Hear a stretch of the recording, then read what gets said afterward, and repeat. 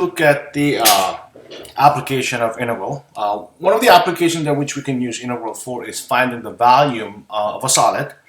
And in this particular case, we are looking at the volume of a solid rotating a particular region. Before we get started, we'd like to look at one question first. So I want you to find the volume of this given cylinder right over here. And then what I'm going to do is, what if I were to say this length is equal to R, and then this thickness is H. All right, so I'm sure you found the volume. Volume is equal to pi R squared, which gets the base area, and multiply that by height, which is equal to H. All right, so what we want to do today is we're going to be looking at this one, but in the context of the integral. Now, if you remember, we defined the area under a function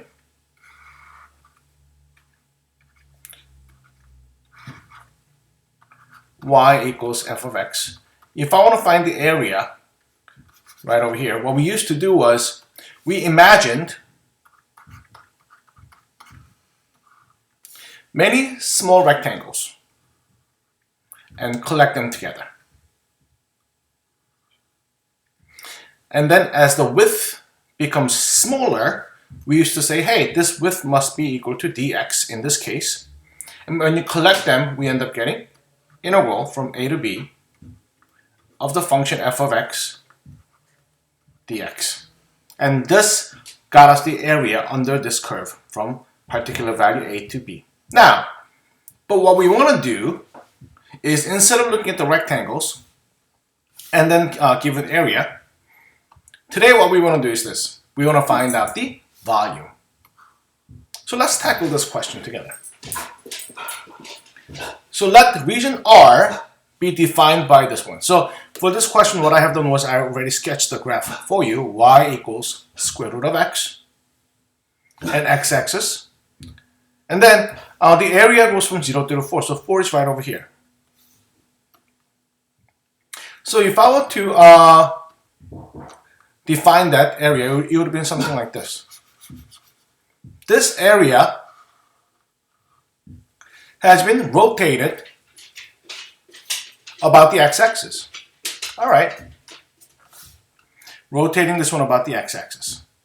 And in this particular case, I want you to find the volume of the solid. So to help you visualize this one, if this area is rotating about the x-axis, then the other side would have been something like this. Or let me try to do it this way. Might be a bit easier.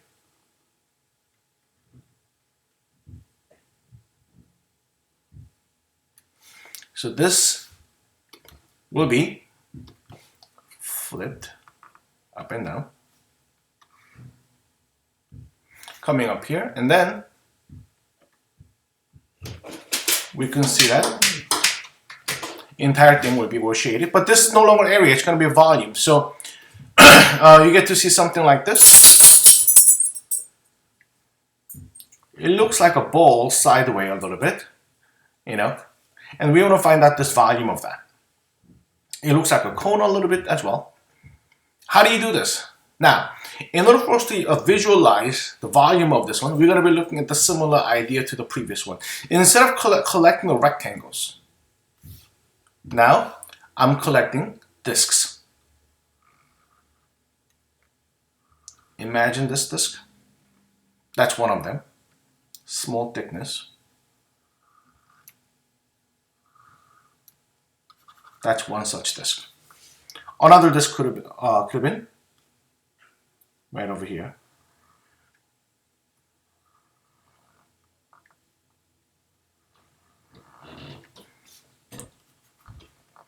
And many discs are combining together, creating the volume of the solid.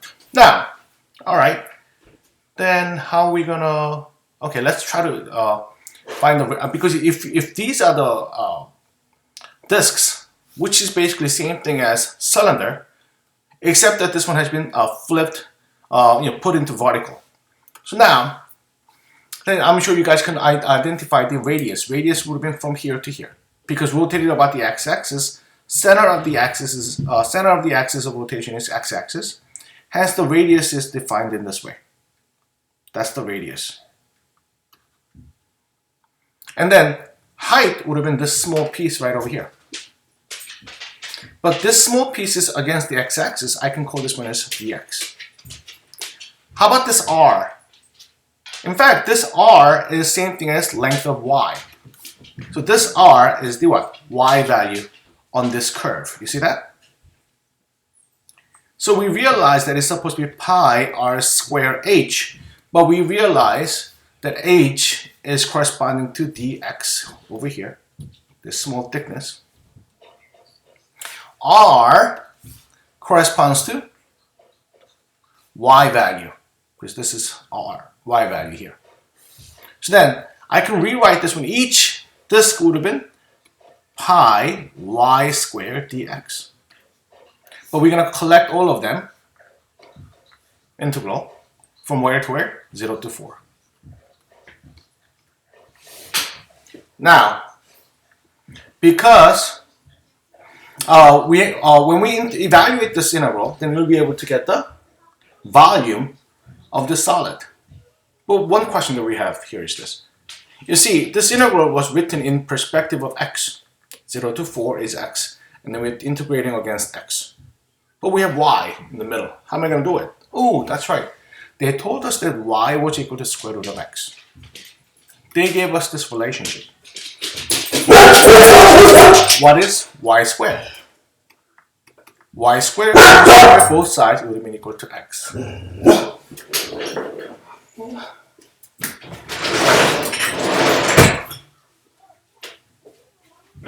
So therefore, in place of y squared, we're going to plug in x. And let's finish this one up. We're going to get pi x dx from 0 to the 4. Now, in order for you to evaluate this one, pi is a constant, so I can bring it to the front. So pi 0 to the 4 x dx. When you integrate x, we're going to get x squared over 2. That goes from 0 to the 4. Alright, what I'm going to do is simply plug in 4 and 0, and then we're going to get our answer. So when you plug in 4, we're going to get 16 here over 2, which is 8. Minus when you plug in 0, it becomes a 0. So our final answer becomes 8 pi. So 8 pi becomes the volume of the solid we just identified. Alright, so now, then we rotated this one about the x-axis. Let's try to go for the next question. How about this?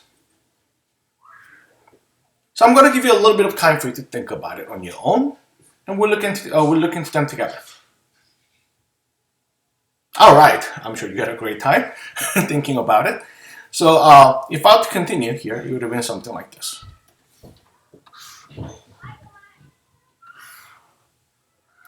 Now, I'm going to assume that y equals 1 over x squared. How does that look like?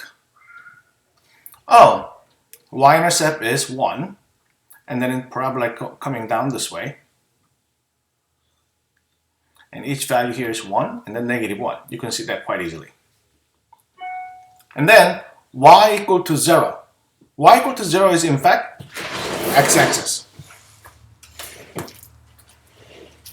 So this area is being rotated by the x-axis.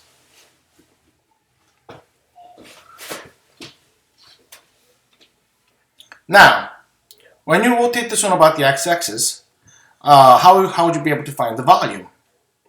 You see, this idea is exactly the same thing as the earlier one. Since, if you were to imagine a disk not stopping here, it's going to be going down all the way here.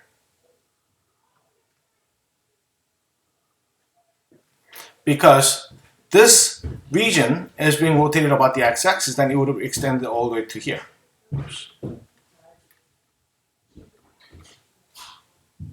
So therefore, how are we going to do this one? All right. volume of each cylinder will be pi r square h. Here, the radius looks like the value of y, and the h will be the dx. So we get volume now then is equal to pi -1 to 1, because going from -1 to all the way to 1, r squared. What's r squared? It's y squared, and dx. But what is y value? Y is this one. So I can rewrite this one as pi -1 to 1, 1 minus x squared dx. Now, I've squared that. If I were to expand this one, then what would I end up getting? I'd be getting pi -1 to 1, 1 minus 2x squared plus x to the 4th power dx. Then when I integrate this one, I get x. Here I get -2x cubed over 3 plus x to the 5th over 5 from -1 to 1. Now, then let's continue here.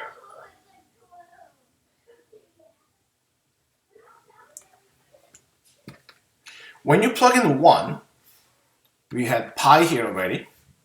We get 1 minus 2/3 plus 1/5. Now, when you plug in -1, let me just put down another bracket here.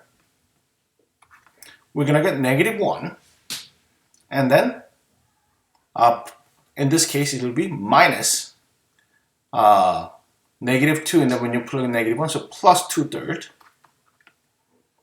and then last one becomes minus 1/5.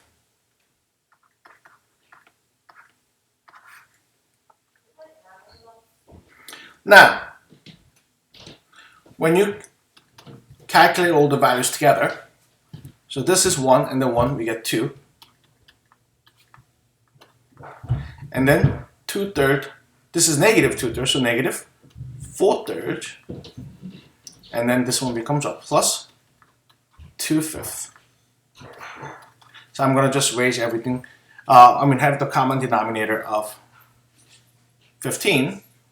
Then I get pi, I get 30 over 15, and then minus, multiply top and bottom by 5, we get 20 over 15, top and bottom by 3, so we get plus 6 over 15. So we get 16 pi, when you combine them together, over 15 is your answer.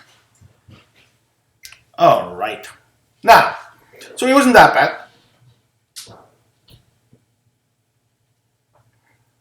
The next one is this then. We've been rotating things about the x-axis. How about when you rotate something about the y-axis? Then what would have happened?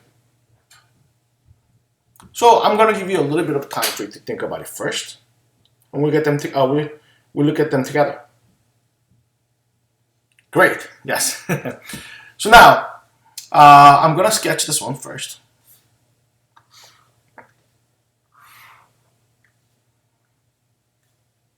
Now you might be wondering, hey, how do you sketch x equals 2 radical y? If this one is difficult for you to look at it, you can square both sides. Then you get to see that x squared equals 4y, and then simply y is equal to x squared over 4. That's what this sketch looks like, except that x value is always positive. So then I'm looking at parabola only onto the right side, where x is equal to 0, that's the y-axis, and y equals 9. So this one is 9, and that's the area that which we are looking at. And we are rotating this one about the y-axis.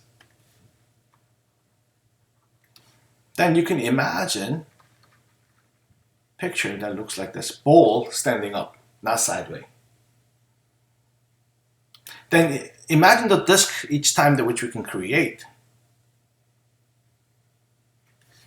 Disk would have been looking something like this.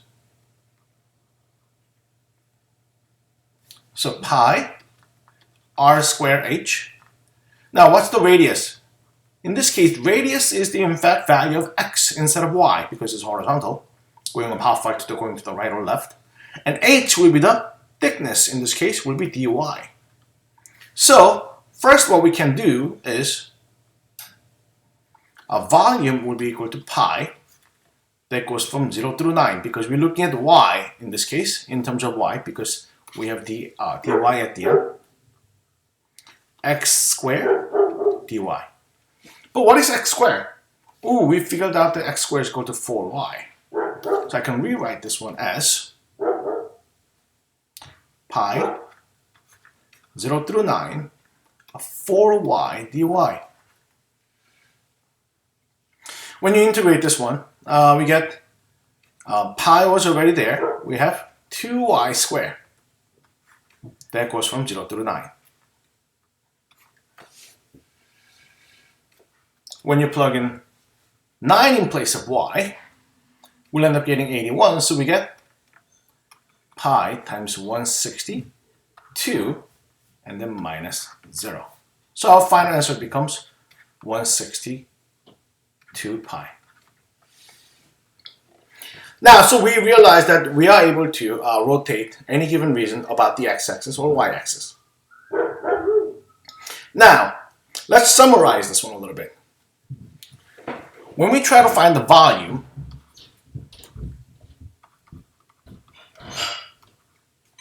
by rotation, volume of the solid created by rotation, we have two different ways.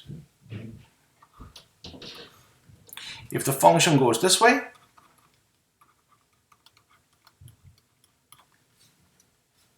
volume is equal to pi from A to B, and then r radius in this case becomes the y value. So what we end up getting is f of x quantity squared because that's the y value and dx. So everything will be in terms of x. But if you have another function where it is rotated by y-axis, this is rotated by x-axis. Let's assume that the function x equals g of y. Then in this case, volume will be pi from A to B. In this case, AB is in fact is the y value. So I mean, it might be better for me to just write down C and D so that it'll be less confusing. C and D is in terms of y value here. What's the radius? Radius is the x value. So we get g of y quantity squared and dy.